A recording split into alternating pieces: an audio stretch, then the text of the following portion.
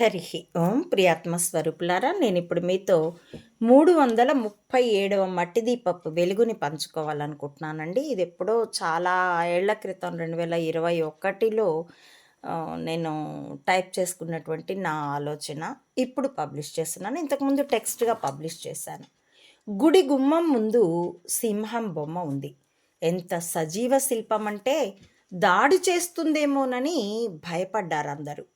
ఒక జంతువు విగ్రహం, ఒక జంతువు బొమ్మ భయం అనే భావన కలిగించినప్పుడు, ఒక దేవుని విగ్రహం భక్తి, ప్రేమ, సత్యం పలకాలి అనే ఇలాంటి భావాలని కలిగించలేదా? కాబట్టి విగ్రహారాధన తప్పు, పాపం అని చెప్పేవారు జ్ఞానహీనులు. అక్షరాలు, గుణింతాలు, ఒత్తులు, వాక్యాలు, వ్యాకరణం, ఛందస్సు ఇలా భాష నేర్చుకునే పద్ధతి అది.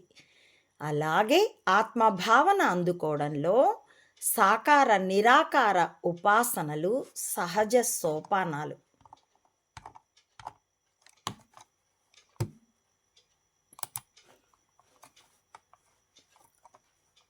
అందుకే అపోహలు తీర్చి మనోనిశ్చలతని నేర్పే గురువుని ఆశ్రయించమంటుంది హిందూ జీవన విధానం.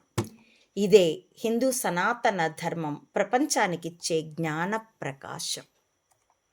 చూసినందుకు ధన్యవాదాలండి. నా వీడియోల కంటెంట్ మీకు నచ్చితే please like, share and recommend my channel to others and subscribe it.